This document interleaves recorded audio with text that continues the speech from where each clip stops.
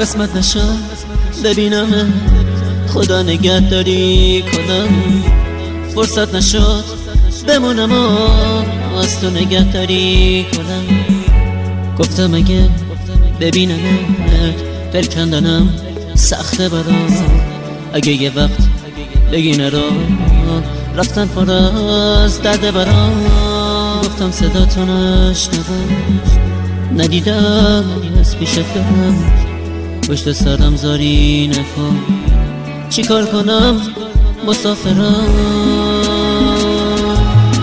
من میرم ولی باز تو بدون همیشه یاد تو از خاطر من فراموش نمیشه. گل من خوب میدونی بی تو تک و تنهام عزیزم، اگه تو نباشی میمیرم. میرم ولی باز تو بدون همیشه یاد تو از خاطر من فراموش نمیشه.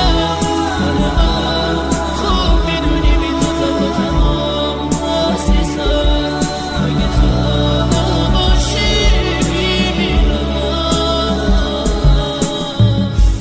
نامه تو تنش بخون، گریه نکن طاقت بیاد، نامه رو خط خطی نکن، دو جمله رو هم دوام بیاد. باور نکن یه بی وفا نامه میذارم و میرم، نه قسمت زندگی اینه، به کی بگم مسافرم.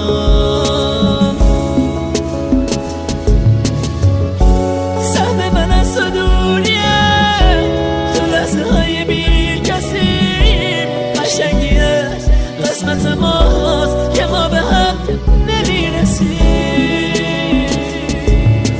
من میرم ولی باز تو بدون همیشه یاد تو از خاطر من فراموش نمیشه.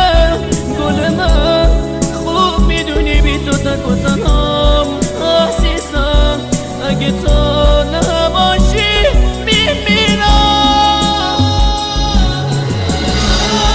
میرم ولی باز تو بدون همیشه یاد تو از خاطر من فراموش نمیشه.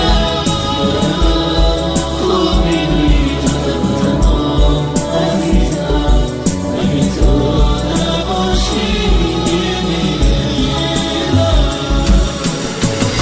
همیشه زنده میمونم با یادت ترانه ها.